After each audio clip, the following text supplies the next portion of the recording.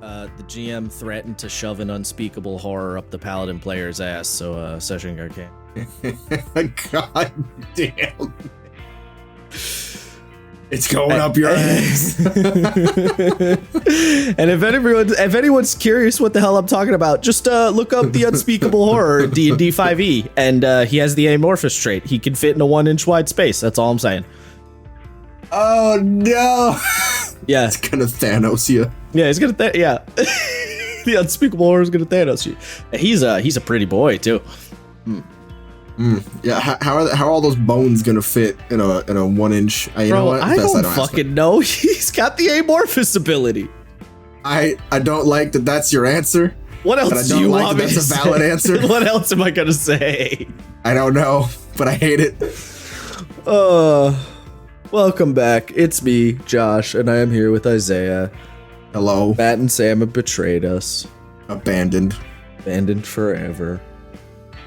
Yeah, our cold open should have been a fucking Grimace Shake joke because it finally ended. Oh, what even would be a like? I'd just say Matt and Sam took the Grimace drank Shake the challenge. Grimace Shakes. Yeah. Is it finally over though? Will it ever truly be over? I don't think so. I don't know. Because it's been over for like 3 days, and I still keep seeing the memes. Exactly. And I just feel like I'm just tired, man. Shame. This the Grimace Shakes are my fucking modern Ken player. I'm tired, man. Modern what? Modern Ken player. Oh, I that should have been our cold open. ranting about modern Ken. Yeah, we should have just hit recording while you were in the middle of a modern Ken player rant. That would have been amazing. For those who don't know what the fuck we're talking about, Street Fighter 5, Street Fighter 6. There's a lot of Kens online, and it's gotten out of hand. But anyway, that's neither here nor there. Hey, I didn't bring up the fighting games this time. Isaiah did. True. None of this has anything to do with what I want to talk about. However, before we get to that, take a brief moment of your time. Bless the sun gods, praise the sun, and then hit follow or subscribe on whatever platform you're listening on. And then swig your Estus Flask Sunny D's. All I'm saying is if Sunny D's nuts. Sunny D... too late. Sunny D should have had a promo with Dark Souls at some point where they just sold you Estus Flask. I'm just saying. Yeah, I agree. That would have been amazing. Maybe it could have gotten me to drink that shitty fucking orange juice. It is not good. Sunny D is not good. Anyone who ever said Sunny D was a good drink growing up, A, you lied to yourself. B, you lied to me. And C, you can't lie to God. God knows it's shit. Stop lying, okay? It's true. It's true. You can't lie to God. Yeah, no, Sunny D's are shit. Not even gonna... They're just like disgustingly sugary orange juice, which is like, it's orange juice. It didn't need more fucking sugar. Well, it just didn't taste authentic. No, it's just you really drank sweet. Sunny D and you drank orange juice. You went, why does this feel like it came out of cardboard? Like, ew. Yeah, a little bit. Anyway. All right. Actual thing, I guess. Anime. No. Anime. Speaking of anime, let me tell you, someone fucking put a Zagok underwater with a little LED in it, so it just looks like a little merman Zagok, and it's the funniest shit. That is pretty funny. Actually, speaking of anime, if you want to go see some stuff, some pictures from Anime Expo that we just went to, check us on Twitter. There's a plug for you. It was a time. I feel like we should have had at some point we should do our time back from Colorado, but for AX. Good. We need everybody here. We could, yeah. An option. Anyway, all right. Let's do this. Let's actually get to the thing. I got this. I can do this. Focus. So I wanted to talk about alternate alternate Yeah. alternate combat making a combat where the goal is not just kill big monster and get all their hit points to 0. I can't alternative combat objectives. Alternative would probably be the best I one. guess, yeah, I don't know. There's not really a good phrase, but point being, the idea that the goal of the fight is not just win the fight by defeating the enemy, you know, in terms of like just getting their health to 0. As most combats in most tabletop games, this tends to be the case. I'm gonna be honest, this is generally less of a problem in games that are not, you know, grid-based, tactical style adventure games a la Pathfinder and D&D and Shadowrun and such. Like, games that aren't of that ilk, this tends to be less of a problem. Like, you know, you're not having a lot of combats in Apocalypse World where the sole objective is get enemy health to 0. Sometimes, but nowhere near as often as you know, D&D or whatever. But this will all still apply pretty generally to any game possible, because it's really just about giving players alternative goals and spicing things up by, you know, forcing them to sort of basically have to think differently. Because really, at the end of the day, the thing I've realized, and I feel like you'd probably be on the same page here.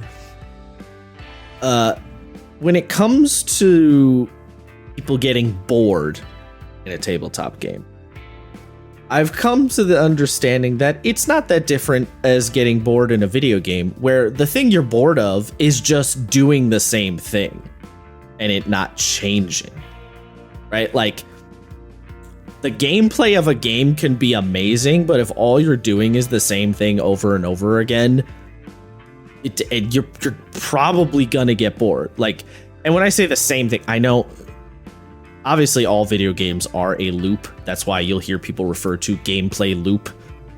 But when I say doing the same thing over and over again, I mean like doing things in a very patterned way, I guess. That's maybe not a good phrase either. But like, what's a good example? Damn, I've put myself on the spot now. They help. A good example of like a non-kill something? No. Like, do you get what I'm saying though? Like, the thing that tends to get you bored is this idea of... Oh, I mean, it's literally the grind. Like, it's the grind, but it's a grind in a monotonous way, right? Like, because you can have a game where it's grindy, but the grind is not necessarily... Like, for example, Monster Hunter, right?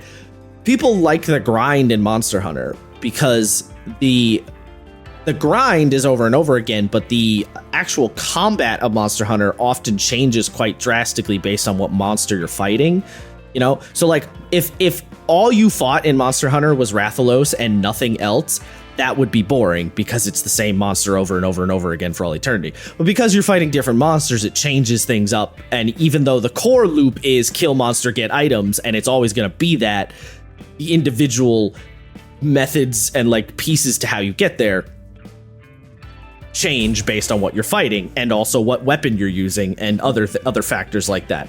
Also where you're fighting a lot of the time. So it's like tabletop has much the same problem, where a lot of the time when people get, what I've come to realize is when people get bored in tabletop, it tends to be because what you're doing is the same thing over and over again in such a fashion that it feels like you're just doing a pattern, where it'll be like, for example, the most boring combat ever is attack. You do not hit. Okay. Next turn. Attack. You do hit. Okay. Next turn. Attack. You do not hit. Okay. Next. That is the most boring combat, right? Because you're just in a pattern of attack, see if I hit, and like, that's it, right? So the thing that spices and then if you extend this out to non-combat scenarios, it still works, where if all the GM is ever asking you to do is like, I don't know, let's say you're in a dungeon and like the only thing that the GM ever tells you to do is make a perception check, and it's just benign, like nothing exciting happens whether you fail or succeed the perception check. It's just like, you notice a thing or you do not notice a thing, and like it's just over and over and over. Same problem. You tend to have this issue less in non-combat because the sort of free-flowing narrative nature of like making a skill check in a non-combat scenario. You know? That's why like it can also get really boring if the rogue is like, I'm gonna sneak in, and the GM's just like, make a stealth check, make a stealth check, make a stealth check, make a stealth, and like just keep doing that forever. And then even if the rogue fails, it's just like, okay, well, nothing really changed. This one guy notices you. All right, I stab him. All right, back to making stealth check. Like, you know, it doesn't shake up the flow of things. Yeah, I mean, with that specifically, I know it's not really the point of this, but that is a good point that is brought up a lot of like sneaking is boring because it's the same thing with like trying to find something, right? It's just perception or investigation over and over and over again. Yes. I mean, my 2 cents on the stealth thing is, unless the stealth E is doing some like, you know, fucking risk it for a biscuit nonsense or actual brain dead maneuvers, only 1 stealth check is necessary. You know what I mean? Like, yes. So yeah, the rule of thumb with, honestly, I think you could apply this to every tabletop game ever. The rule of thumb is if the scenario has not overall changed, then you don't need another check, which is to say, if the rogue player is sneaking into the manor of the nobles and all they're doing is trying to move from room to room and looking around, then no, you don't need to give them a stealth check for every room because the scenario has not dramatically changed in any fashion. And then you might say, well, what would be a dramatic change in the scenario if the rogue finds one of, you know, let's say the rogue enters one of the rooms and realizes there's a secret door behind the wardrobe and they need to somehow get the wardrobe out of the way to get to the secret door. That is a sufficient change to what's going on, enough that would warrant another potential check to like the wardrobe or to like, you know, do some other crap or like use a spell or like that is enough of a change. Actually, even that might not be enough depending on circumstances. So yes, it's like don't making a million checks. This particular thing is like I feel like tends to be more of a D&D problem of like expecting to need a check for every little fucking thing, and it's just like no. And part of the way that other games have helped this problem is the idea of failing forward and making failing interesting, so you can't just keep making the same check, because in D&D technically, rules is written, you fail a check, nothing happens, you just don't get what you want. But like you could hypothetically try and like, let's say, pick the lock to the door and then fail the check, and then you just don't pick the lock to the door and that's it. Nothing happens, nothing changes, you just fail. Whereas in other games they say if the rogue fails to pick the lock, change up the scenario. So if you're playing Dungeon World and you try to pick the lock and you fail, then you say to the rogue, cool, you hear the fall of footsteps coming down the hall directly towards you. Now what do? You're pushing things forward because now the rogue is like, ah shit, somebody's probably gonna come through this fucking door.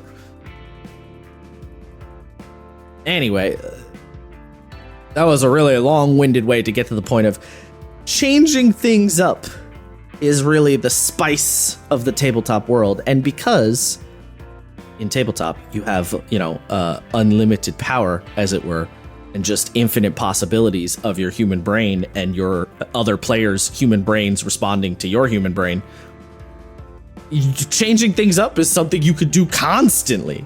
That's one of the best benefits, is like a video game can only be preset to certain patterns and can only respond to things in so many ways. You as the GM could respond to your player in a literally fucking infinite number of ways. And vice versa. So, all of this is brought upon, as you might imagine, Isaiah, from our one session that we had not too long ago, which I will now describe to those listening just to sort of get us on the same page. My players had to... Basically, my players are in the Underdark. The Drow are having something of a civil war between... what did they call them back in the days of the Revolution? What was it? It was the Federalists and the... What were they called? Federalist and something else. You know what I'm saying. Yeah. Fuck. The point being, there are some drow who are supporting the queen and some drow who are not supporting the queen. Albeit the drow who are supporting their queen may or may not be brainwashed. It's fine. She may or may not be evil. Look, they may be brainwashed, but they are also in the way. So, maybe don't get brainwashed, loser. I'm just saying. I'm not saying. I'm just saying. You know what I'm saying? Like, a little bit of column A, a little bit of column B. Yeah, look, like, on one end, it's like, damn, that sucks, bro. But also, if you get within 5 feet of me, you are getting repulsor shield off a 30-foot column, you know? Like, yeah. But anyway, point being, my players were basically, they were helping the sort of rebellion drow, and they needed to defend a boat that had a bunch of supplies that they were trying to get the fuck out of there, so that the queen's drow, the queen's men couldn't burn, destroy, or take all the supplies. So my players, literally, when the fight happened, there was a boat on the map that they had to defend. It had HP and AC and all that fun D&D shit, and some of the drow were going after it. One of the drow had a firebomb. Actually, a lot of those little drow, I believe all of them had one bomb. So if y'all had Jesus. not... Yeah, what the fuck? Yeah. Oh, I set it up in a scenario where if they got close and you weren't like... Because I knew that you guys knew what the objective was, right? So I was like, if they just ignore it, that it's going down. Like, they're just gonna fucking tank the shit out of it. So yeah, they had several things they could threaten with. Point being, players had to defend this alternate objective, and I think, as far as I could tell, Isaiah, you could give me the 2 cents here. I think for the most part, everyone felt like that made things significantly more interesting and stressful. It's kind of the goal. Yeah, I mean, the funny thing for me was pretty much any mission objective I had with Django is incredibly simple. It's just usually stand there and absorb damage and deal some punchies every now and again. So for me, it was the stress came from can Leah and Zephyr push objective while Kai and I, held point. Defend the objective. Yeah. So that's where my stress came in, because I was like, guys, please don't fuck this up. Like, I have faith in you, but don't you fuck this up. There was definitely some sweating at one point. Yeah, I was McFucking sweating towards the end when the one firebomb went off and did like more than a third of the fucking boat's health. Yeah. Yeah, safe to say there was some sweating going on. I think it's worth pointing out, and this is something that's really important to keep in mind, because I think basically everyone should try and do this. I was about to say as much as they can. That's not the right, like, do it a decent amount, like do it often enough to sort of jazz things up, because a lot of players will, as the GM, you're probably getting bored during combat is less of a problem for you as a GM, because you have, all these monsters at your disposal that all do too weird. Damn fucking busy. Yeah, like you have all this shit going on, and you have all these monsters doing all these different things and things you have to remember. So it's less of a problem. But as a player, particularly if you're a player like me or Isaiah, who, know the game really, really well, at least in terms of D&D and other games too, it's like, when you know the game really well, you know what you're probably going to do on your next turn, so you don't spend that much time thinking about it, and then while you're waiting for the other players to like figure their shit out, you're probably getting bored. So one of the ways that you can help with that a lot is changing up the objective. And like Isaiah said, by changing up the objective, you will also sometimes give different players will have like a different job for the objective. So it's, you always want to throw these types of combats in every once in a while, but although conversely, sometimes your players are just going to want to punch dudes in the face. So like, obviously don't try and make every single combat have like a secondary objective. Because Hi, hello, me. I'm a guy who usually wants to punch things in the face. yeah, like there is a point where it does just get too annoying to just be like, yes, oh, like we have to defend this thing, we have to move this thing, we have to capture that, blah blah. Like, and sometimes you do just want to be like, can I please just murder the monsters? You know, in the same way that sometimes you just want to have unambiguously evil villains, so you don't have to feel bad when you kick them in the nads. You know, just never feel bad for it. Or just, you know, don't feel bad. But the thing I was going to say is the important thing to note with that combat that I did, but also just like for doing this type of, you know, alternate objective combat in general, much like people will tell you not to lock the story objective behind a locked door, right? Like a single check. Do not hinge the entire scenario on the like alternate combat objective, you know? So like, if you guys had failed to defend the boat, it wasn't like everything's fucked, we're fucked, right? Like, I gave you guys a reward, which was more XP for defending the boat, which is now going to help you in the long run because you leveled up from it. But if you guys had failed to do it, it wasn't like I was going to completely lock you out, you know, of like whatever the next situation was going to be or whatever.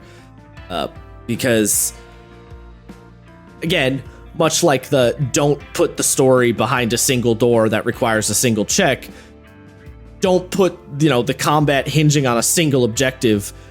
If everything falls apart if they fail that objective, then like don't do it that way. Looking at you, Solasta. I mean, yeah. Yes, that's, yeah. Video games do this, but again, video games, different situations, so they can get away with a little bit more, but it can definitely be annoying still.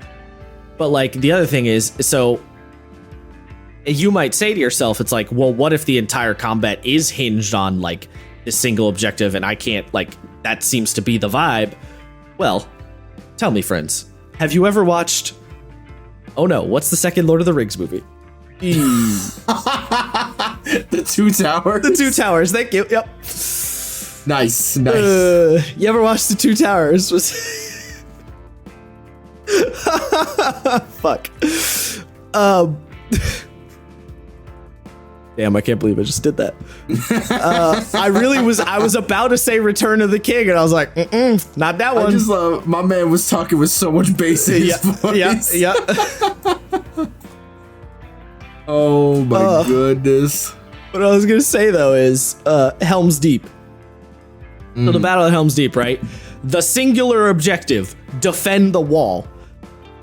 The fellowship, as it were, fails to defend the wall. What happens? Well, now the situation changes. Now we have a new objective, which is get everyone deeper into this, fort or whatever it was. Whatever Helm's Deep was supposed. I don't even. It's like a. It was a fort. Fort, right? Yeah. It's like, all right, get all the civilians deeper into the fort and try and hold out like the second layer, right? That's a good example where it's like, all right, well, the whole thing does hinge on this one objective, but if the players do fail, then you have to change the objective. And you could change it 2, 3, 4 times, you know, like you could things could keep spiraling and get worse and worse and worse. The important thing is just you don't ever want to like totally lock out progress, which granted, when it comes to like a combat scenario, it's pretty hard to completely lock your player's progress out anyway. So this probably isn't too big of a problem, but you know, it's just something to keep in mind. I guess the lockout would be like, we have to protect the MacGuffin. Oh, the MacGuffin broke. We can't defeat the bad guy without the MacGuffin. How do we? That would be a. It can suffer from like early Fire Emblem syndrome, where it's like, oh yes, here's the super special NPC. Don't let them die, and then they get murdered, and you just kind of go, did we just hit fail state or what? Did you in that scenario? In Fire Emblem, yeah, you will hit fail state, and the game just ends. It's like, oh, nice. Yeah. It's granted, you can do whatever the fuck you want, as I've stated multiple times in tabletop. So if you want to just go, actually, let's just rewind and pretend like that didn't happen, you can, of course, still do that. But, people generally like to avoid that as much as they can. Yeah, that is something where people are like, just do it forehead, and then it's never as simple as just do it, because everyone's like, well, if you do it once, then you set a precedent to do it again. And if you set a precedent, then it's one of those really annoying slippery slopes. Well, I think it's okay to do the retcon rollback, so I can be like, oops, never mind, we didn't do that. If things get really, really fucky wucky, I think you just don't want to rely on it as like end all be all fix your problems kind of crutch. That's where it becomes a problem. Use it tactfully. I believe the fear is that people will, the fear is that the players will come to expect that as the like, we made a fucky wucky, please fix. Oh yeah, I mean, if you're handing it's a delicate balance, because you as a GM might look at a scenario and say, okay, the players failed, but I know that this doesn't lock them out.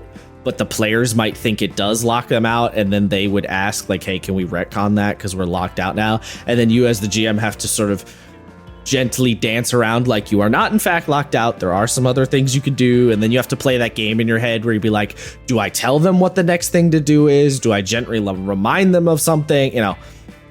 You get into that whole, like, do I tell them that the blacksmith told that they forgot that the blacksmith made a spare key? Do I mention that? Do I just say the blacksmith's name? Like, do I just say there is another way? You just have to, you're forgetting something. Like, that whole dance you have to play. Mm-hmm. That can definitely get annoying. That's for sure. But I think generally, if you're going to do the like retcon rollback, I think that's mostly a keep it in the GM's control type of thing. Mm-hmm. Like, I don't really think that's something the players should like request unless they feel like exceptionally shitty about something. But question, Isaiah, you got any good example of a combat you ran with an alternative objective that you felt like, didn't suck nads? Oh yeah, actually, I believe it was one of the last few combats we did, and it's a simple one. It's one of my favorites. New objective: survive. You know what I mean? Survive a number of rounds or whatever.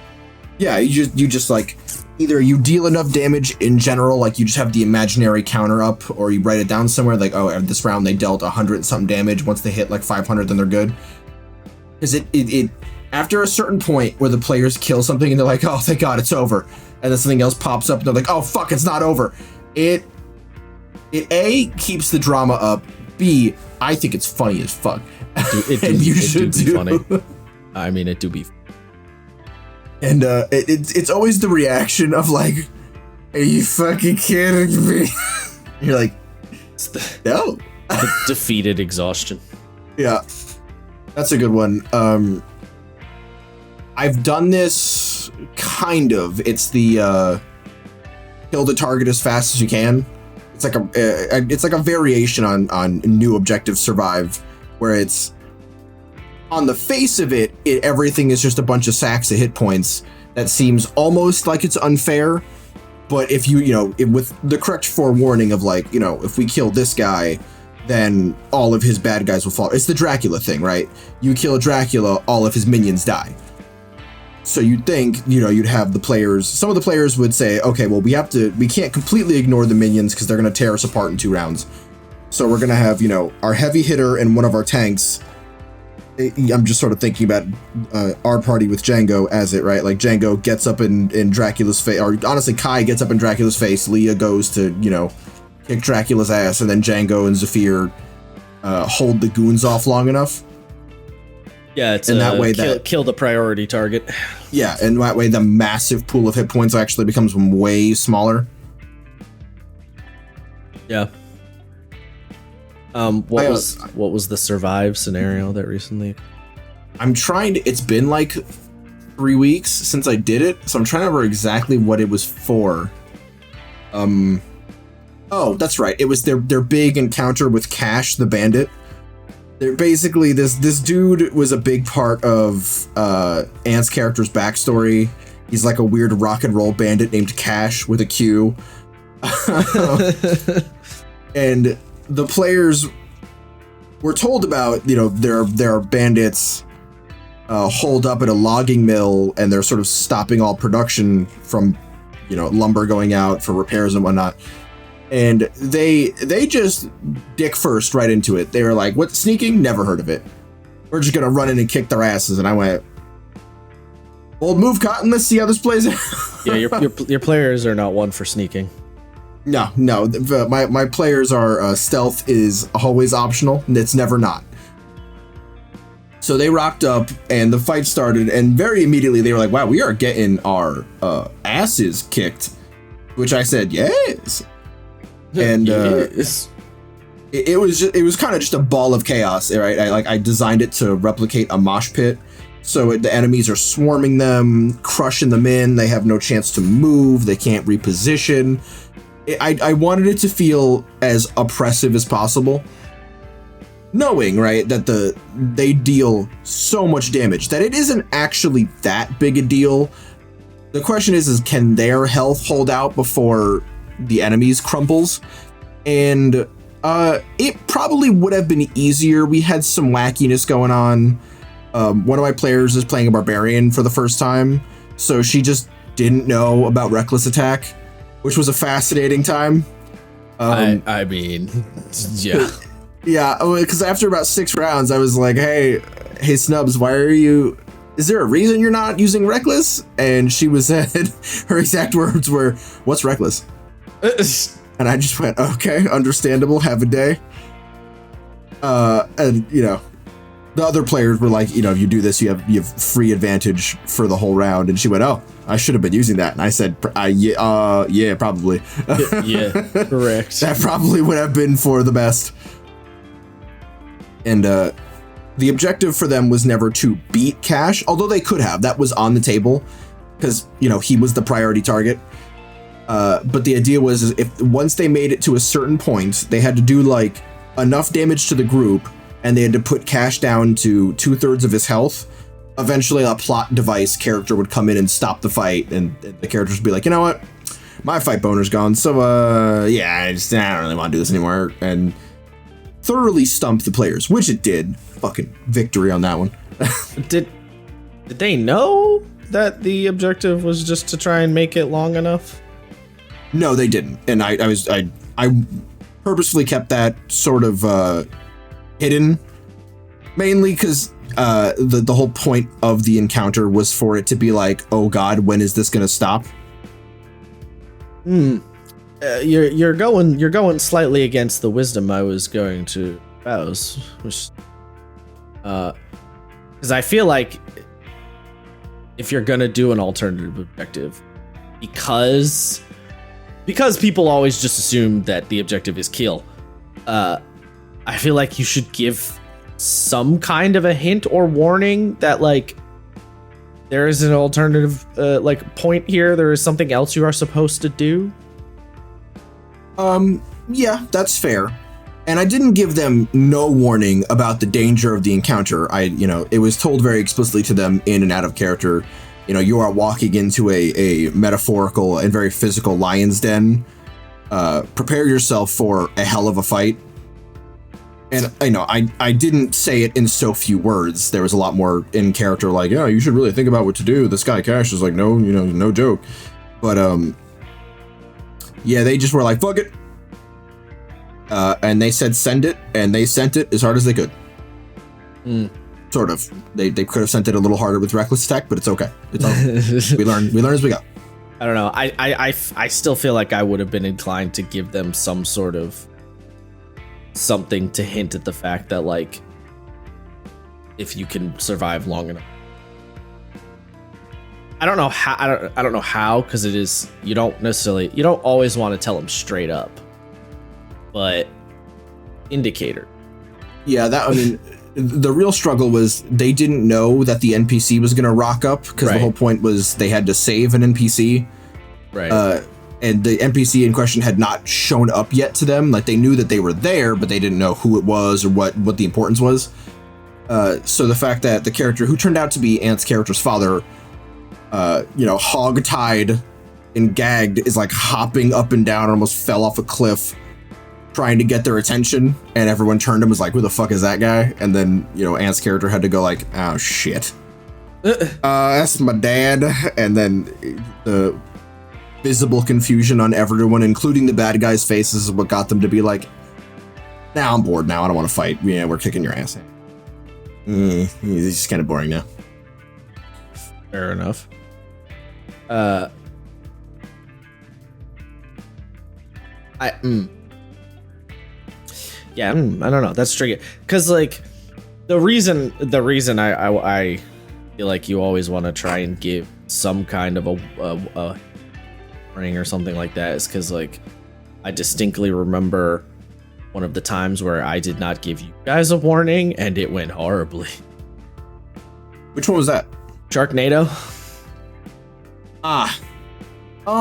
Where the objective was like the objective there was get the fuck out, but you guys were not that was not clear to you guys, so it ended up being this weird situation where you were trying to like fight it way longer than you should have, and it got way messier than it should have.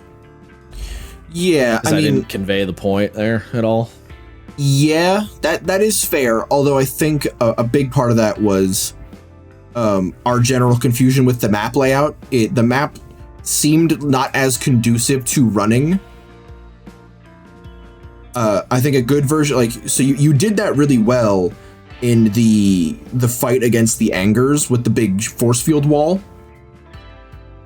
Yeah. That's where you would the message of don't fight, run made a lot more sense, because it was like, oh well, we can just knock the shield down. We just need to knock the shield down. And once I hit the shield and you were like, oh, it cracks visibly, I'm like, I see. Yes. Yeah. Okay. Yeah. I mean, that's probably. Yeah. I mean, that's probably a portion of it. I don't know. I don't know if the map is that vital. Like, I also my thought process becomes part of it. I could have explained better. Is it like something like that hadn't come up before? Like, I feel like there's a bunch of things. That's why I'm like, I don't know exactly what my method for trying to give the hint, nudge, nudge would have been, but I don't know. Save for a character, if you wanted to keep it in character. The guy with the magic octopus pulling his cart could have maybe rocked up and been like, you idiots, what are you doing? Run. And then we would have been like, time to get the fuck out. I mean, yeah, Aokai could have. That's an option. Yeah, I don't. I feel like it's more fun when it's not as blunt, but it do be that thing where it's like sometimes blunt is kind of the only option you got. It is. I think at times though, the bluntness can sort of add to a situation. Can you imagine how funny interesting it would have been if in the giant fucking tornado of energy we just saw Alkai's cart in the tempest and the fucking octopus is there and he's like, y'all should just run, and just gets set flying into the ether. We would have been like, you know what? Maybe this is a sign from God. I mean, sure. Yeah, that's certainly a way to do it. Blunt for the sake of the comedy of it. Yeah, I definitely, I think that's something that I do a lot, and I think my players like it. I feel like they do, because I always get a pretty good reaction out of it when something just on the face of it is so of course happens. Like a character says something and will follow up because I distinctly remember a character making a cool badass statement and then went and sort of clarified the statement later on, being like, it's like, we're gonna take him down. I mean, kill them, like not, you know what I mean? You know, like I mean, literally murder. Yeah, Slay them. I think there's an appreciation of that. It's it's the the lost art of non-Avengers humor. Of it, what? Well, because a lot of like, you know, humor you see nowadays is like the Avengers style, constantly throwing quips out. I think it's like a good example of making. I mean, it kind of is, but it's like it's a making fun of itself for the sake of making fun of itself. You know what I mean? Incredibly blunt. Yes. I mean, yes. There's something to be said there. Yeah, it was. Yeah, try and give players a warning. Don't do it all the time, but definitely try and throw them in. Also, you know, vary up. Even like you're already varying things up if you're doing like an alternative like combat objective, right? But like vary things up even within the variation. Where it's like, you know, Isaiah's like, yes, you must survive. Like, obviously, you can't keep doing that one over and over and over again. So, like, spice up the alternative objectives. Although, I will say, it's kind of tricky because, like, so you have defend, survive, I guess, like, choir, and then, like it's actually kind of tricky. I say do this. It's not easy necessarily to come up with the alternative objectives a lot of the time. No, it is definitely a difficult thing because your brain wants to default to just kill the thing. Yeah. You have so much other shit to think about as a dungeon master that often I feel like my brain is too focused on the narrative ramifications of the fight rather than the fight itself. As much as I want the fight itself to be cool. Right, yeah. Well, yeah, I think that is part of the secret sauce to it, is definitely have there be narratives, whether they succeed or fail. That there be, for example, you know, the defend the boat objective with the drow. Obviously, you guys got, you know, I gave you the XP for succeeding.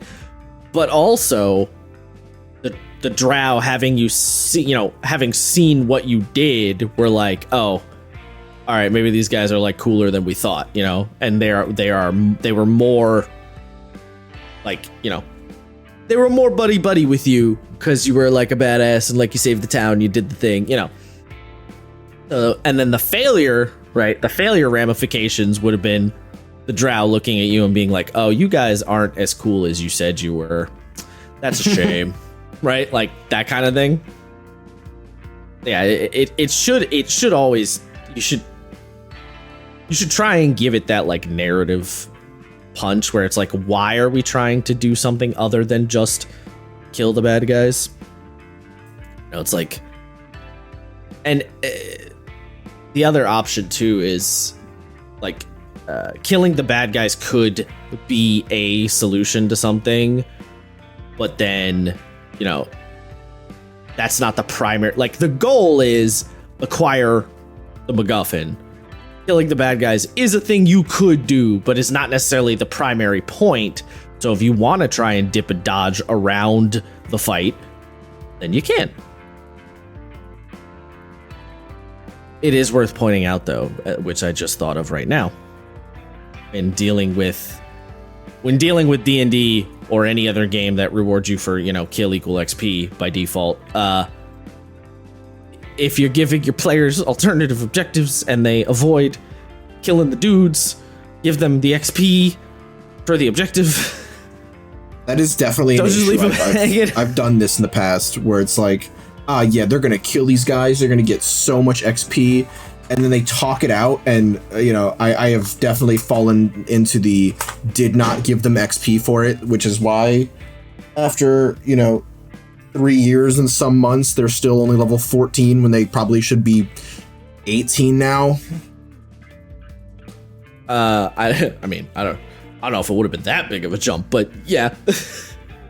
There were quite a few really big boss fights that they talked their way they out avoided. of. Yeah. Yeah, Just by being like, why can't we be friends? And me being like, bitch, roll for it. And then someone rolls a natural 20 to a total of like 35. And I'm like, well, I just can't fight this now. It's a thing where it's like, you can't, this guy, I feel like I talked about this, but it's that thing where you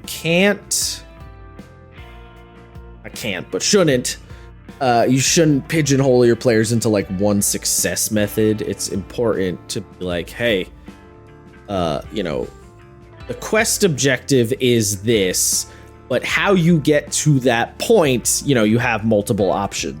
Like, the quest objective is acquire the MacGuffin. You could murder everyone in your path. You could sneak in and steal the MacGuffin. You could socially talk your way and slide in. That's why a lot of people love Cyberpunk games, because the mission will be like, steal this thing, and then the group will look at each other and go, all right, well, we don't have a street samurai, so we're going to use our face guy to talk to the people, and then our other dude, our infiltrator, is going to sneak in and with the hacker, and then the hacker's going to do the fucking little boop boop on the camera while the infiltrator covers them. Wait, can you give me that again? Like, that's why that kind of shit is fun, is because you can tackle it the way you want. That's why also people really like when video games do that. Like, part of the fun of Dishonored is the fact that you can come at something like 800 different ways in Dishonored. Deus Ex is another one that's got that vibe. Hopefully Baldur's Gate 3 is going to do that. I mean, it probably will. If it doesn't, it will be one of the weirdest walkbacks of interesting mechanics to happen in over 15 years. What was I just... I don't know. What were you talking about? Why can't I? Yeah. Hold on, folks. We're having some technical difficulties. Oh, no. Why can't I hear? Did you unplug your mic? I hit the mute button. God damn it. I've been talking this whole night. Not that much, but I have been talking interspersedly while you were talking, and I just was like, oh, he's just talking over me now, I guess. Guess I'll just go fuck myself. I don't even know how I did that. How did you do that? I don't know what I hit. All right, for those listening, this is gonna that whole situation is gonna sound real stupid. Sorry. Yes, sir. I had muted my audio somehow. Anyway, what were you saying? I don't even know now, dude. I was talking about like alternative objectives and games like Deus Ex and Dishonored, letting you do that kind of shit. Oh, yeah, that's right. You were talking about Baldur's Gate 3, and I said, if they don't do something like that, that'll be one of the biggest and strangest walkbacks of game mechanics in like 20 years. Yeah, I mean, yeah, true.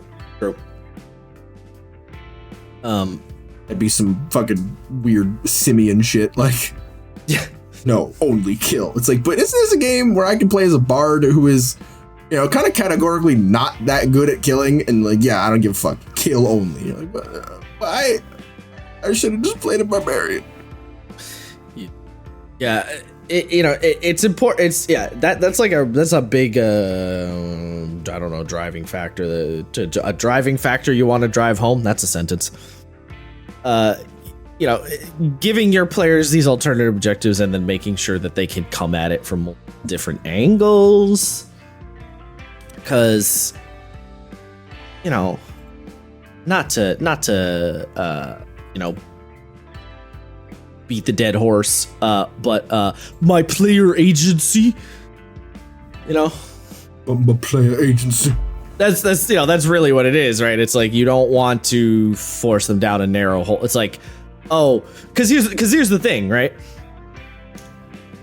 Let's say you have, I'm now trying to conjure up a bad example in my head on the fly, which is surprisingly different. It's like you say to the players, like, all right, so the objective of the combat is to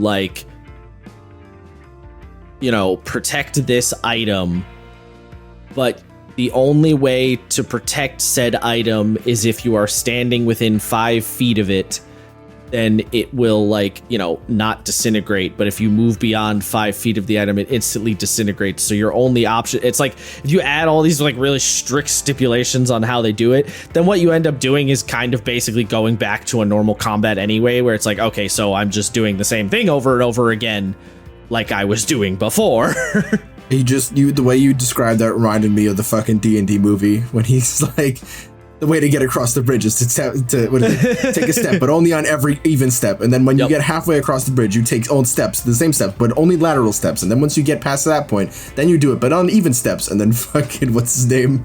Just Simon steps on the wrong one. It's like, and then the whole bridge could just... Yeah, it just collapses and the death glares he gets. The bridge apparently started back, farther than I had expected, it seems. Yeah. That is the kind of convoluted tomfoolery you generally don't want to do. Do you have any, I mean, I mentioned a failure, so do you have any, I tried an alternate objective type combat and it just failed miserably? Or like players hilariously missed the point or something along those lines? I'm trying to think back. It's been a while since I've done. Like there must be, gotta be something. Yeah.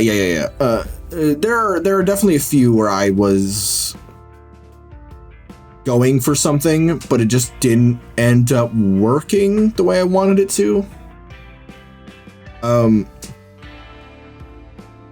It's I guess it's not really an encounter, but it was the lead up to an encounter. It was the way back, like year one for me, when they were doing the spooky warehouse / factory with the crazy mushroom spores that were making them hallucinate. It wasn't really their fault as much as I was not clear enough. And when the players started getting confused on how the rules worked, I just started walking them back because it was becoming a headache. And you know, this is 3 months into me DMing my first game ever, so I kind of got frazzled and was just like, fuck it, I give up. Yeah, I mean, that's certainly... I mean, that is pretty much an alternative combat object. It's not strictly within the combat, but it's definitely, like, part of it, for sure. I mean... What was the lesson there? You got a way to avoid that problem? Be more clear with the rules. Up to and including just telling them the rules if they're struggling. At the time, I was too focused on not spoiling the whole gimmick so they could, you know, easily fix it. Right. And I got so wrapped up in not wanting to spoil it that I could tell they were starting to get real annoyed at some point. Like, if you go back, I do describe that as being an overall successful encounter, and I think it was because it fulfilled its purpose of being creepy and the players not really knowing what was going on. But towards the end, before the boss, and it being the third session of it, you can tell that people are getting a little burnt out on the weird, wacky, woohoo shit going on. Yeah. I mean, if you're sensing, I think if you're sensing player frustration, like if you are trying to, you know, you're like, I'm trying to spice up combat by creating a combat where the goal is not just kill the dudes, then. You know, and by doing so, you come up with some homebrew, some other crap like that. You know, add some stuff in. If you sense that, like, oh, my players are getting really fucking irritated because they can't figure out or make sense of whatever my weird homebrew rule thing is or whatever it is, then yeah, at a certain point, you know, it does suck if you have to, you know, give up the goat, as it were, but. Yeah, just explain in very plain, like, if you have to, and you know, this is somewhat of a last resort, but if you have to, literally just read them verbatim what the mechanic is off the you know, like whatever, wherever you wrote it down, just read them the mechanic verbatim so they could like get a sense of it, because no amount of like cool reveal or like super awesome like secret hidden thing is going to be worth your players just getting fucking annoyed. It's just not worth it. Like, they will have more fun. if you just explain the mechanic to them and then they go, okay, now we know what we need to do to like deal with it. And because presumably if you design the mechanic interestingly enough, then it shouldn't matter if they know exactly how it works because it's still interesting. It's still something they have to deal with, you know? If it's the mechanic that literally, if it's the type of thing that hinges entirely on them not knowing, then, you know, that can be a little bit of a problem. And in those scenarios, I don't know, you might have to just accept the L. But for the most part, most of the time, you know, you're going to come up with some like weird homebrew thing in your dungeon or whatever. And the players, you know, get annoyed and frustrated and can't figure it out. And then you tell them how it works. It's probably still going to be fun because they still have to deal with it. They still have to respond to it. They can't, just because they know about it doesn't mean they can ignore it. You know, that's really the crux of it. It's like, you know how the mechanics of the fucking, like, you know how the mechanics of Fire Emblem work in terms of the, like, you know, whatever beats whatever, and then whatever other weapon beats whatever, you know, that whole thing, right? Like, you know that exists in the game. You know how it works. Glorious triangle. But that doesn't mean you ignore it, and it's still fun and interesting because you still have to, like, respond and plan around it and strategize. There are some absolute maniacs who ignore weapon triangle, and I wish I could sleep that well at night. I wish I could be so carefree as to be like, what's this core mechanic? Never heard of it. What? How? How do you even... You just suffer and lose guys, or you just get really lucky. Okay. I mean, it's just rock, paper, scissors, bro. I don't... It is literally just rock, paper, scissors. And I do know people who are like, but I want this character to go here. And it's like, but they're an armored unit. They're gonna, there's a bunch of mages. They're gonna explode. And they're like, no, they're fine. It's like, yeah, but defense and resistance are two different stats for a reason. Okay, you're just gonna explode then? Okay. And then they explode. And they're like, oh, well, that character died. Moving on. You're like, what? That is some major... that is some monkey behavior. Like I said, I wish I could sleep that soundly at night. Yeah, that's some... what the... Okay. All right. You know, I just... Okay. Yep. User.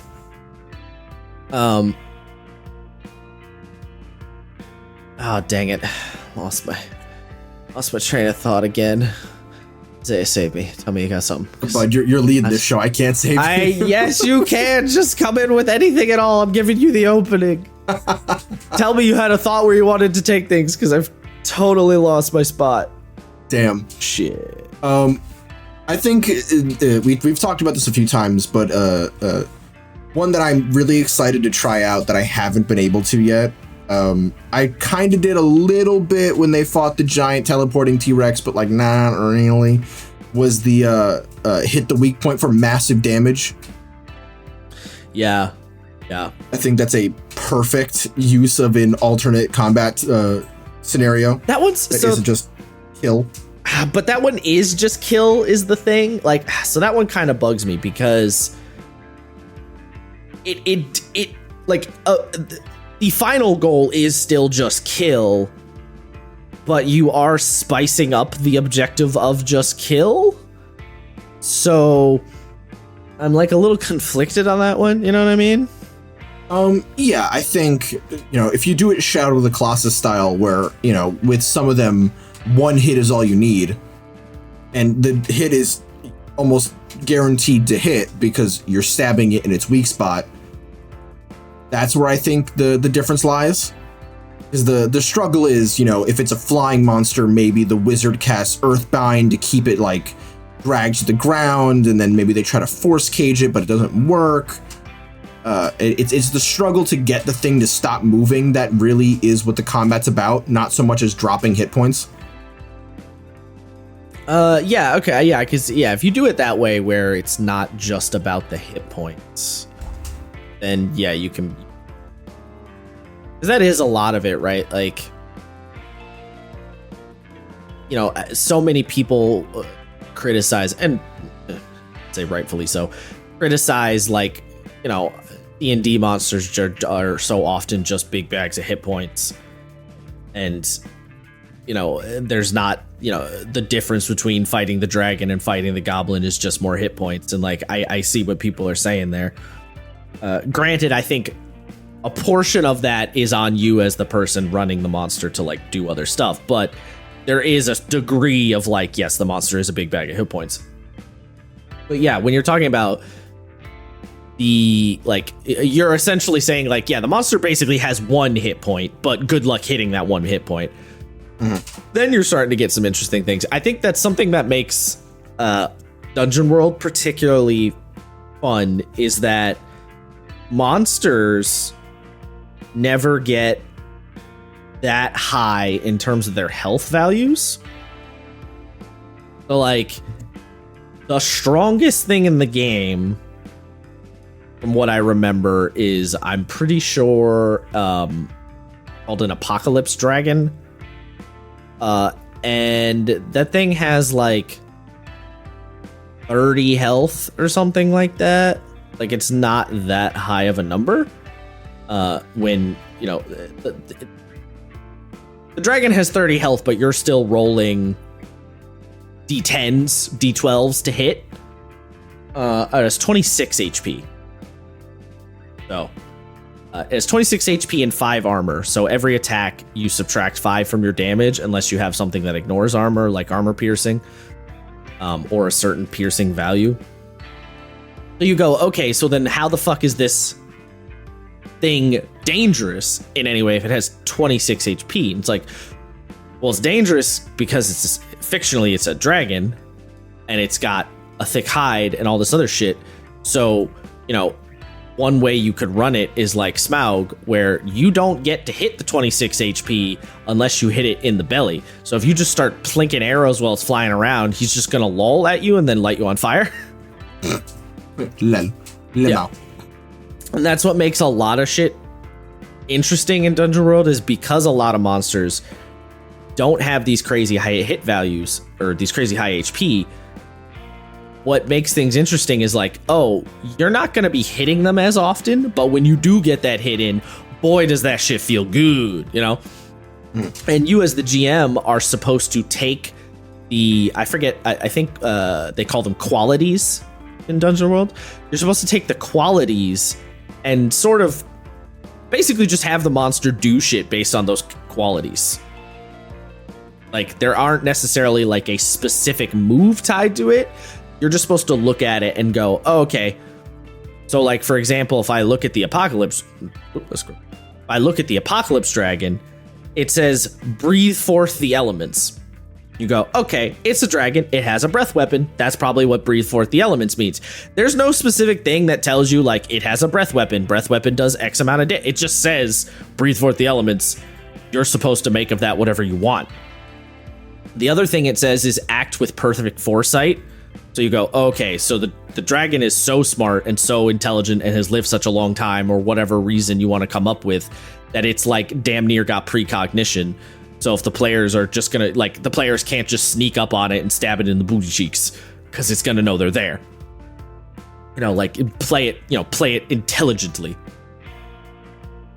And yeah, what essentially ends up happening is you're like, oh,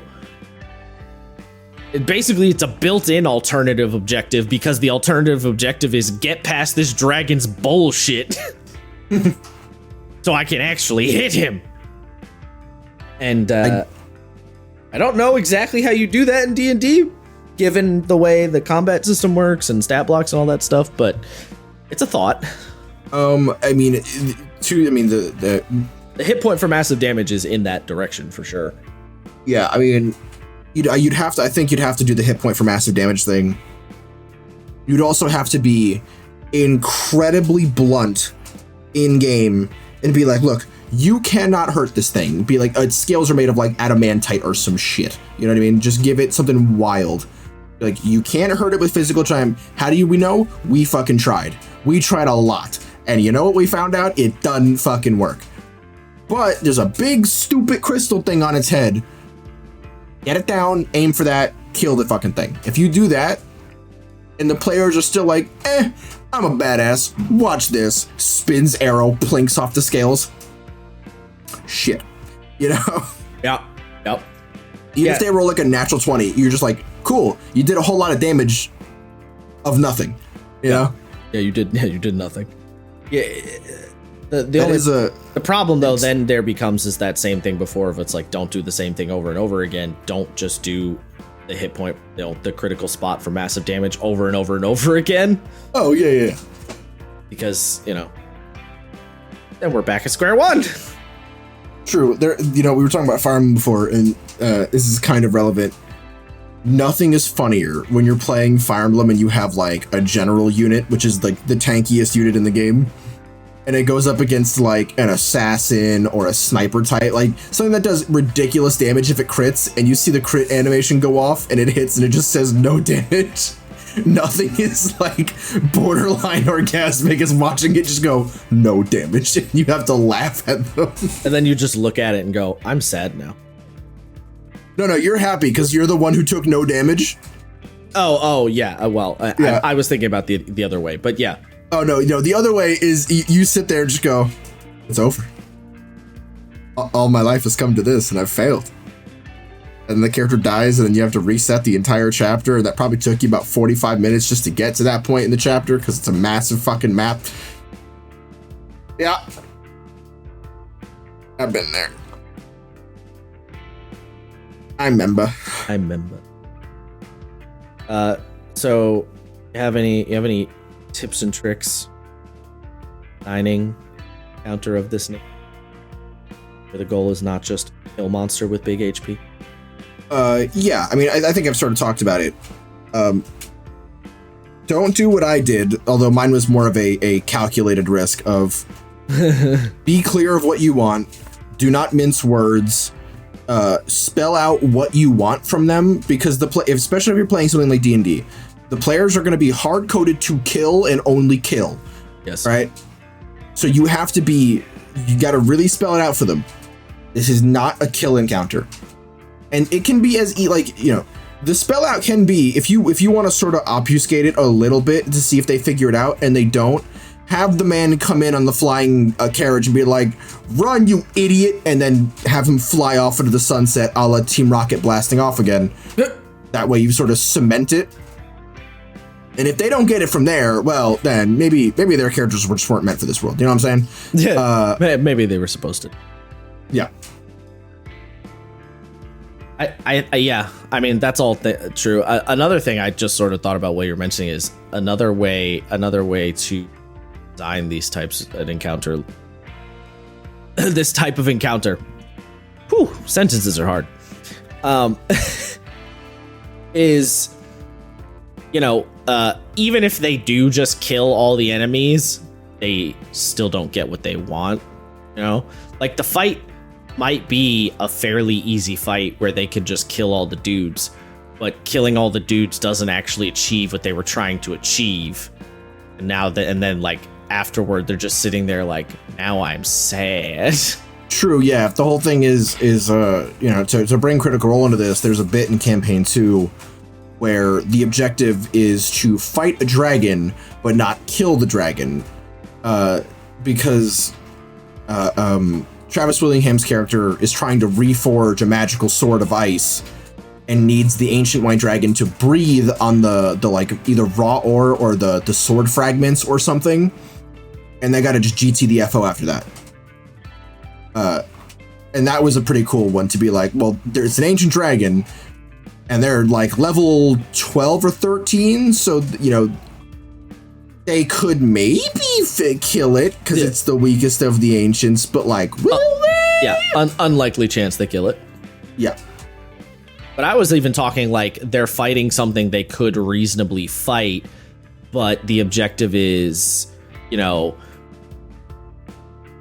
we need to like distract the enemy for long enough, for example, or something. Like, let's say we're defending the town that's being raided by goblins. We could reasonably beat the fuck out of the goblins and just kill them, but we need to keep their attention for long enough that, the citizens can do something else before they make a break for it or something like that. You know what I mean? Mm. And then if they do just choose to kill the goblins, what they find out is like, oh, we didn't buy enough time. We didn't make enough of a distraction and then another wave of goblins just rolls in, then everyone just gets steamrolled. You know, it's like the point of the fight was to make a big ruckus and distraction, basically. Yeah. So people shit on this module a lot. And while I think criticism of it is fair, I don't think it deserves as much of the flack that it catches in its or the Dragon Queen. Right. Because the first real encounter, right, and it's literally the second the game starts, is you rock up, you get to town, Ancient Blue Dragon is attacking, and you get to the fort, and they say, oh, you know, we have a bunch of civilians that are, you know, out of the fort. We need you to go save them. And, you know, a new player is probably going to be like, oh, save them. So just, like, kill all the kobolds, right? And the answer is no. It's you have to actively go to the different districts of the town and find the NPCs and bring them back to the fort one by one. And you can, like, I've done quite a bit of I had to, because, you know, I was running it for 2 people, and I was trying to figure out if it was even fucking survivable with 2 people. And with the right build, and I don't even mean like a super metagamey, power buildy build, but with like the right 2 classes, and I threw in an NPC cleric just to heal them, you know, because it was their first ever game. It is doable to save them, but it's fucking hard. Yeah. Like you really gotta big brain it and take advantage of everything you get. Yeah, well, I think the thing that's interesting about that is, you know, killing everything isn't even an option there, right? Like, you could beat up all the kobolds you want all goddamn day long. You still have to get the civilians from point A to point B, and beating up kobolds doesn't just magically make them go from point A to point B. And you can't kill the dragon. So even if you genocide every kobold in existence, you still have to move the civilians from point A to point B and try and protect them from the whole dragon situation. Because you're not killing the dragon. That's not fucking happening. At least not the level you're at that point. I said at the very beginning, right? You're level 1? Mm-hmm. Yeah. So I was like, yeah. So yes, I have heard people mention that too, and I do think that's a pretty good way to do it, where it's like you could just keep killing and killing and killing, but you still need to do something else to like actually get what you want. You know, it's like you're playing Blades of the Dark. It's like, all right, we need to steal this device. Cool. Murder everyone in the building. It's like, well, you still have to get it out of the safe. So, you know, there's still that whole problem. It's like, also, you killed everyone who knows the password. So, like, I don't know what you're doing now, but you better figure something out. And yeah, I have heard. It's funny because a lot of the D&D modules actually try to do something like that. Like early on in the adventure, where it's like, oh, you're supposed to run away, or you're supposed to avoid this, or you're supposed to like not necessarily just Avernus, right? But they all kind of fail. My pop wall. Yeah. Senpai, I miss you. Right. Well, yeah. So that's what I'm talking about, right? So to explain, so in Avernus, for those listening, the literal first encounter of the game is you come into this tavern and you're looking for like an info broker or some shit, right? Oh my God. Yeah, whatever. Some NPC chick. And you go to talk to her and she says, it's basically, she's like, yes, I can help you, but there's only a bunch of dudes after me. Yeah, there's dudes after me, and I can only help you if you get these assholes off my back. And then you as the players have to be like, all right, I guess we could try and do that. We weren't expecting this problem, but okay. And then a bandit captain and 7 bandits show up at the tavern and come upstairs to kill the chick you're talking to, the NPC you're talking to. And at level 1 with 4 players, a bandit captain and 7 bandits is like comically overkill. Your chances are not, you can do it, but your chances are not great. Like, you do need to be actively power gaming. You kind of need to be power gaming. Also, like, your rolls need to be good, their rolls need to be bad. You know, like, you need a good fucking the stars need to align to a certain degree. And for reference, it is so fucking challenging. Josh's character got knocked out round 1 before his turn even rocked. The bandit captain does that much damage. He just walked up and slapped the shit out of Zigzags and almost slapped the shit out of Matingo in 1 round. And I think it's only because Matingo was a fucking paladin. Yeah, he slapped the fuck out of us. And so we don't know this for a fact, but the conclusion we came to as a group and what we did end up doing was basically there's a bunch of NPCs around in that tavern when the dudes attack. So we're pretty sure the point is that you're supposed to try and get all of the NPCs to help you out and fight with you, because all those several of those NPCs have stat blocks. One of them's a veteran, one of them's a druid, another one's like a spy or something. So they all have like notable stat blocks that they can fight. At least they can fight at that low level. So, what we ended up doing was getting our man, as we call him, Wall Senpai, our bud, the Wall, on our team. And he started, doing significantly more damage than anyone else because he's a veteran and he had pack tactics, so he could go in there and start bonking bandits. And I think we got the druid on our team too, because we basically just offered to give them a bunch of money. I don't even remember where we got the money. It was our starting money. No, it wasn't. No. So that's right. It wasn't our starting money. We were like, we're good for it. We no. We paid had them money 10 gold up front. Yeah, and but we were like, we'll pay you more if you help us. I don't know. We had money of some kind for some reason. I don't remember exactly why, but we had money. The point was we offered them money and we're like, please help.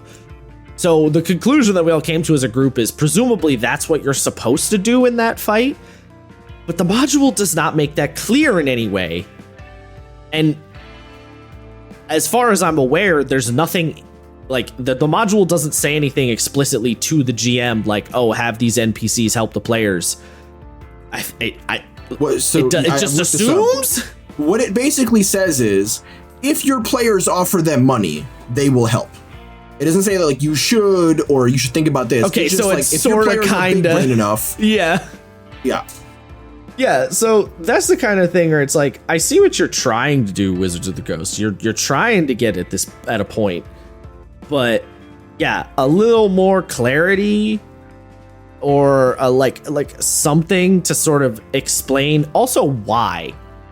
I think that's a big part of this too, is why.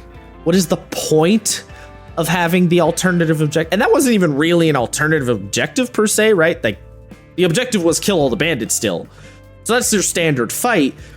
But there was this side objective of like, you need to get people to help you to do it. But like, why? What is the point? The game doesn't explain. I think what they were trying to do is set up a sort of teaching moment where, because you're going to go into Avernus in that adventure where wheeling and dealing is kind of like a standard thing that devils do, I think they were trying to teach you that like, hey, you should consider wheeling and dealing sometimes in order to get the shit that you want. Or to get help with something, because Avernus is going to want to do that a lot. And if you can, trade devils the fucking hell coins or whatever, you might be able to get something going. I think they were trying to teach that, but that's just me speculating mostly. Yeah, that we do not know that for a fact. Yeah, we don't know that for a fact. And there were some moments like spoilers for Avernus, but you can talk to, I just want to say Daddy Manganello. What's his character?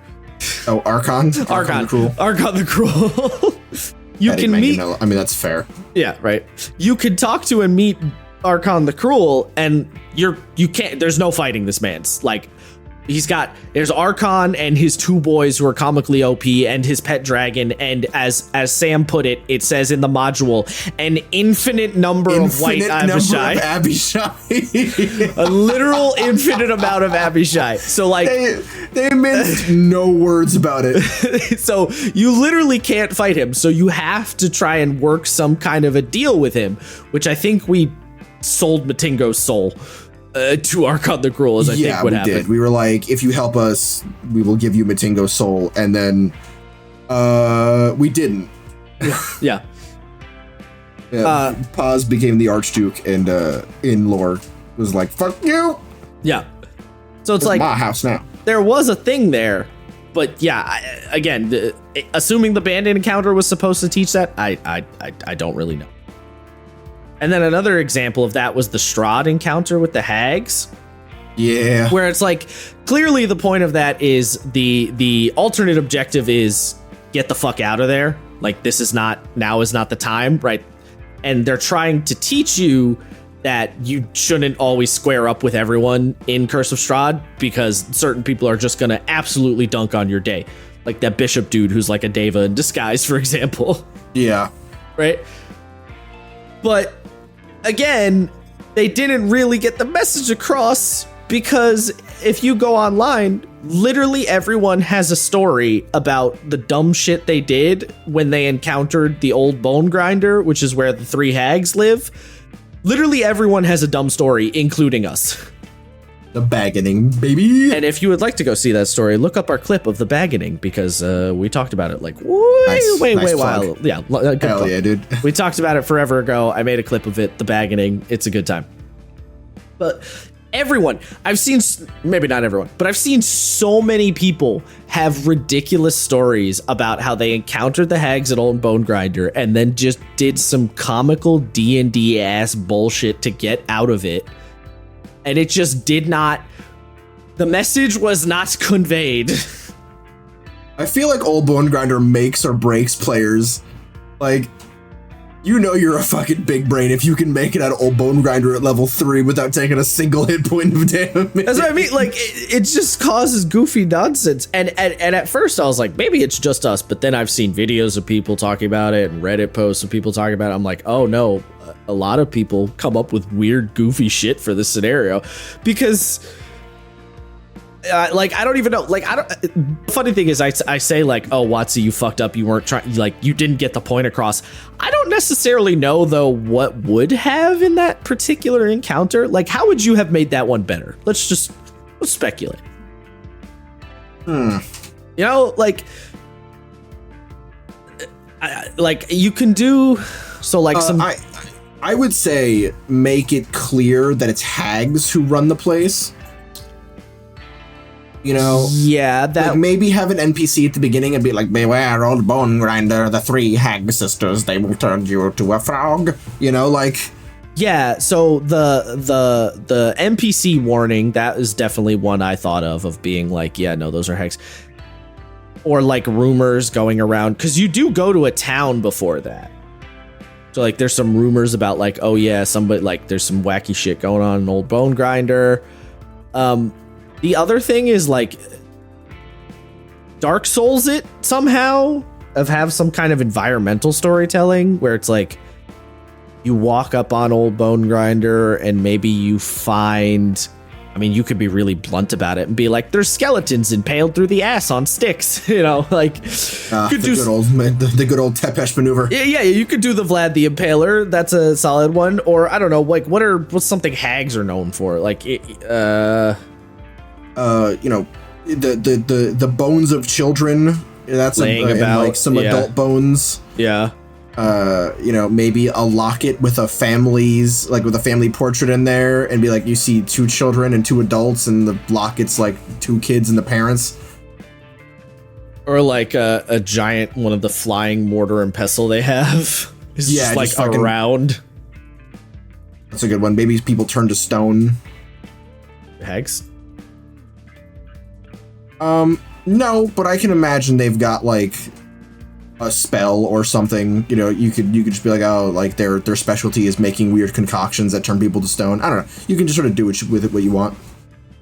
Fair enough. Yeah, I don't know exactly. Yeah, what the like environmental storytelling would be, but I feel like, you know, Watsy could figure out, like, use actual hag lore to indicate some shit going on.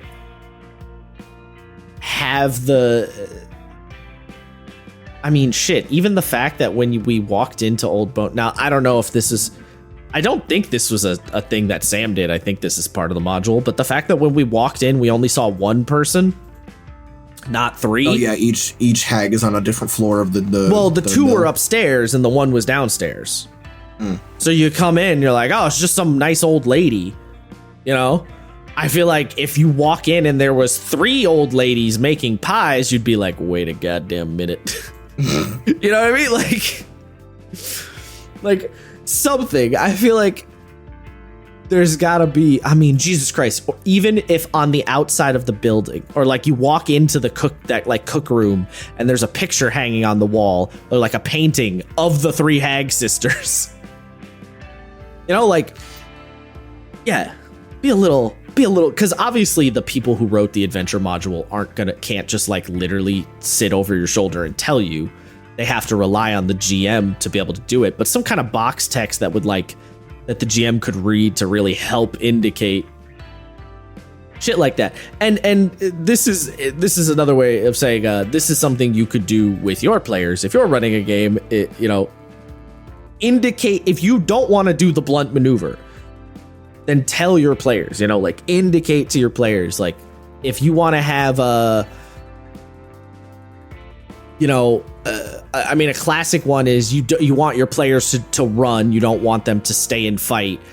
So it's like they kill a couple of dudes and then another wave comes and another wave comes. And you just clearly show them that, oh, there's like a damn near infinite number of dudes. We have to leave. You know, like that's like a classic one.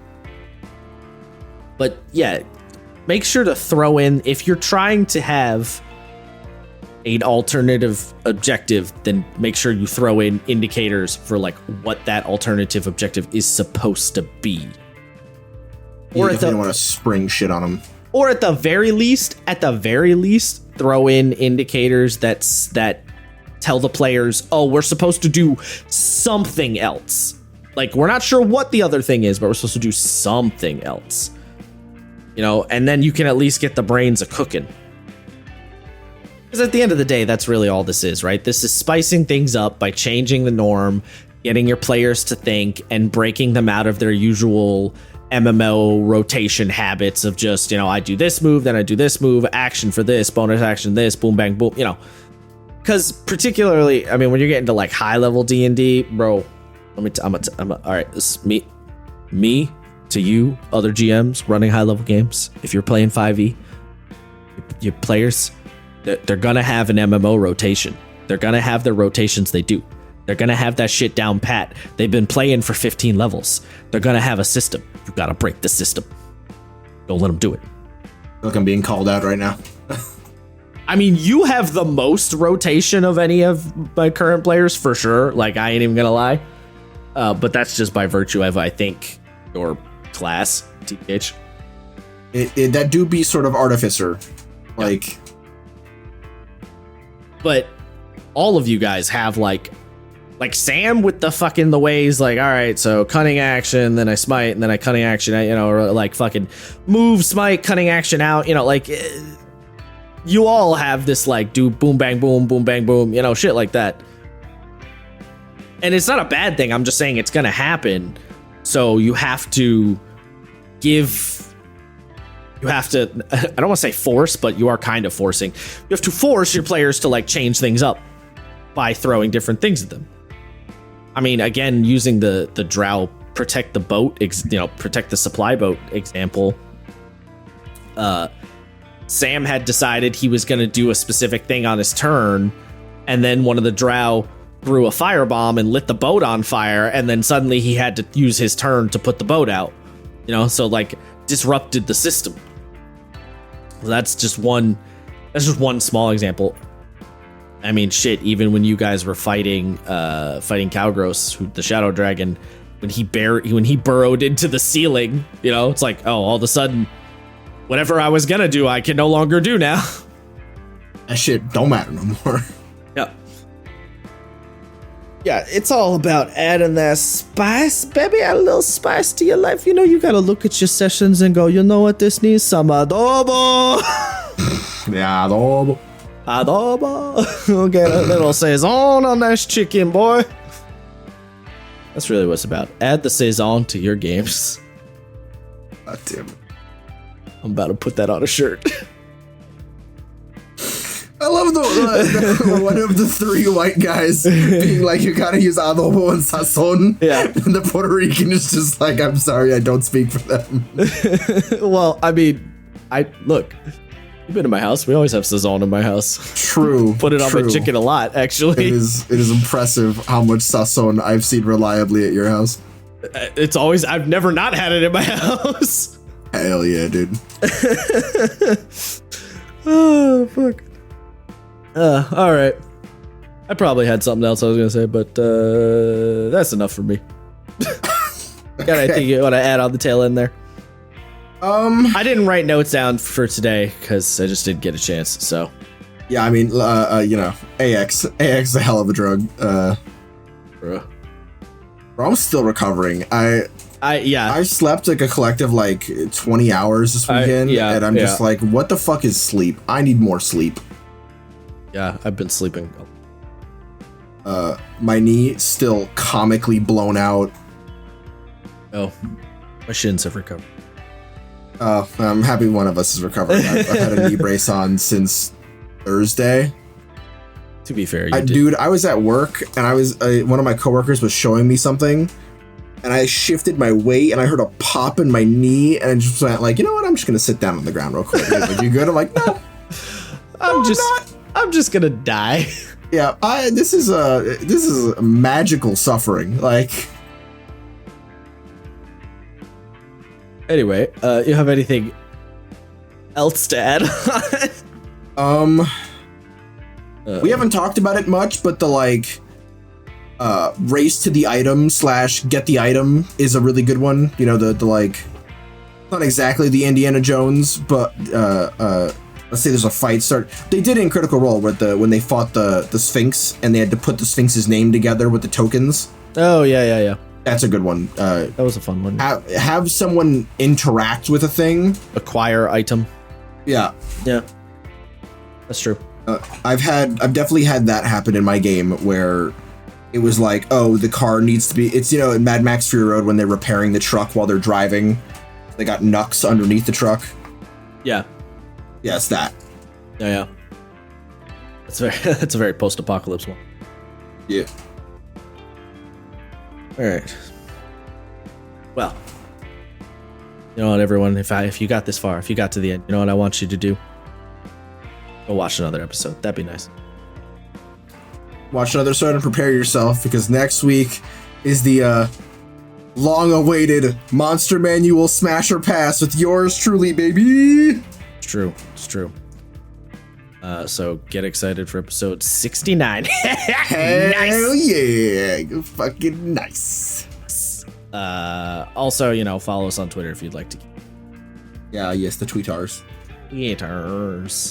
And if Twitter burns down, you know, we'll let you know where the new website is. I don't know. Yeah, we will. Maybe we'll go to Instagram. Oh God, Instagram. Yeah. God damn. Bye now. Bye.